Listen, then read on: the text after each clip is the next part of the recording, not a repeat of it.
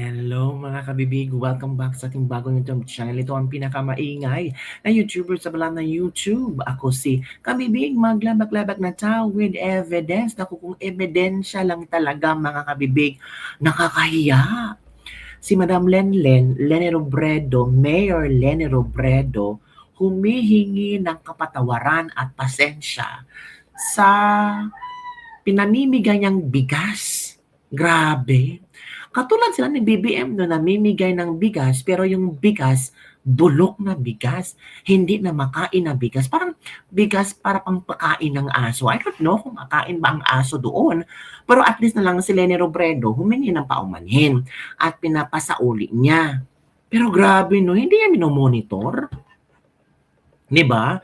Before mo i-release yung mga bigas na pamimigay mo, dapat i-check mo kung mabango ba ang bigas, kaaya-aya ba ang bigas, masarap bang kainin itong bigas na ito.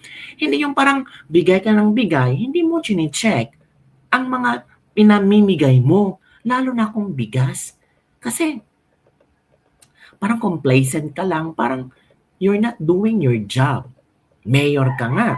Tapos sa bigas, hindi mo maasikaso para sa constituents mo.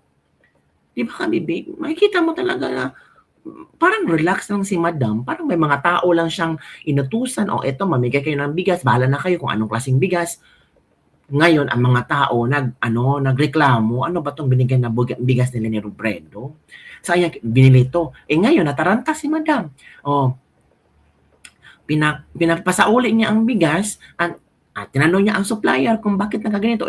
Madam, make sure may accountability and transparency. Dapat before ka nagpalabas ng pera para sa bigas na iyan, dapat nakausap mo sana yung supplier. Nagbigay sila ng sample ng bigas na pwedeng ipamimigay o bibilhin mo. Para yata hindi mo alam kung ano ang procedure dyan. Naku po, paano yan Madam Leni? Nagbubumerang. Oo. Pero sabi niya ng ibang supporters, okay lang yan Madam Leni, brown rice yan. Anong brown rice? Kita mo talaga na pabulok na yung bigas, brown rice? Ganun ba ang utak ng kakamping? Hindi marunong mag-describe or mag-compare ng pabulok na bigas at brown rice. Yung pabulok na bigas pala nila, brown rice yun. Ano ba naman yan? Ay nako, eto ha. Ito yung video kung saan mga kabibig ay talagang I don't know, nagpunta si Kukoy Kulokoy doon at chinek niya talaga sa Naga. I think sa Naga to kabibig.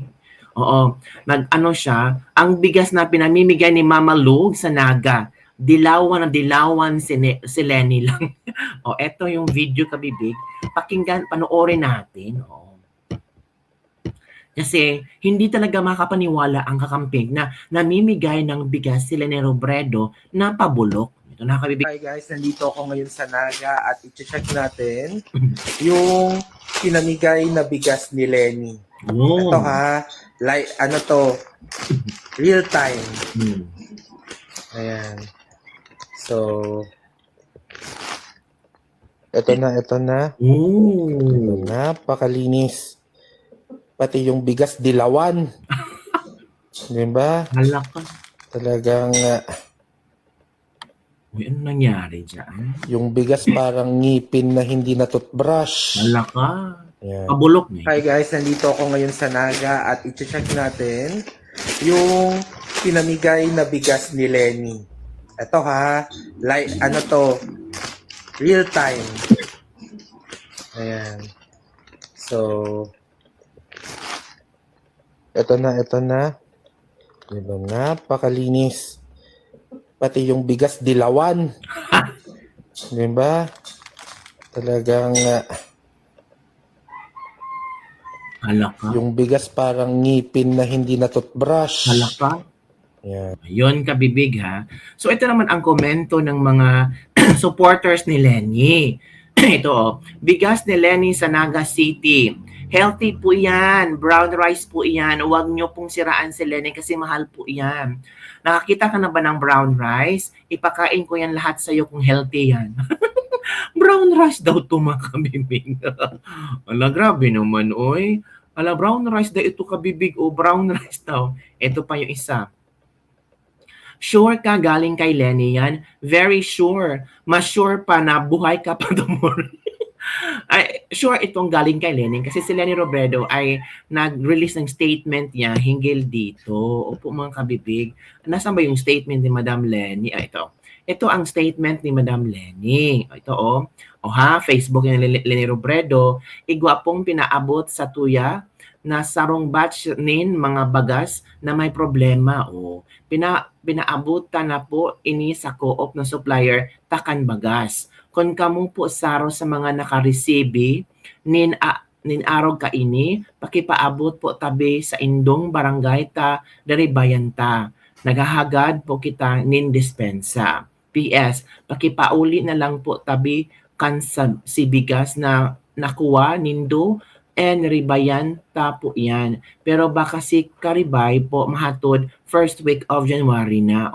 First January na yung yung replacement sa bigas. Bakit madam? Paano yan? 'Di ba? Hindi mo ba pinamumunuan yung pag-check sa mga bigas? Kasi mayor ka 'di ba? Tingnan mo kabibig ko. Ay, naku po. Grabe naman yan. Parang paano na ba? Pabulok na talaga yung bigas na yan. Pero sa amin ng mga kakamping, brown rice daw yan. Grabe naman po yun. Brown rice daw upo ito. So sila kita ng brown rice. Ito ha. Tingnan nyo Duterte rice, pinamimigay na bigas ng mga Duterte. Pinamimigay na bigas ni Lenny Robredo. Magkaiba. Kasi ang mga Duterte on hand sila. Tinitingnan talaga nila, tama ba yung bigas na yan? Maganda ba ang quality ng bigas na yan? Chine-check nila. Di ba? Para, sa inyong palagay, sino dito ang Hoy, ano ba to? Kinurakot. Bahala na kayo. Bahala na kayo mag-isip kung ano ang inyong nasa isip ngayon tungkol dito. Ipinamimigay na bigas sa mga Duterte at pinamimigay na bigas sa mga Lenny Robredo. Alam niyo mga tao, madaling mag-speculate. Sabi nila, hala, kung ganyang klaseng bigas, bulok na bigas pinamimigay ni Robredo, so there's a possibility na may corruption hinggil sa pamimigay ng bigas. Kasi dapat magandang klaseng bigas ang pinamimigay, pero bakit ganitong klaseng bigas? So may hokus-pokus? Ay bahala kayo dyan mag-hokus-pokus. Basta confident na si Llamas mga kabibig. Ito Ako na nagsasabi, pag si Lenny as President at si BBM as Vice President, nagsama sa 2028, tapos ng eleksyon. Tingnan nyo ha. Tapos na daw ang election pag si Lenny Robredo ang tatakbong presidente, tapos mag-vice si BBM. Wow. Ang galing talaga ni Llamas ba? Si Prof. Llamas. Okay, wala namang problema doon. Meron nga tayong mga na-vlog dito, mga prediction ng mga manghuhula na si VP Sara, posibleng uupong bagong presidente sa 2026. Walang problema doon. Baka sa mga camping, itong si Prof. Llamas, ang kanilang psychic, yung manghuhula ba sa 2028, na kung si Lenny at BBM combined powers together, ay posibleng wala na talagang tatalo.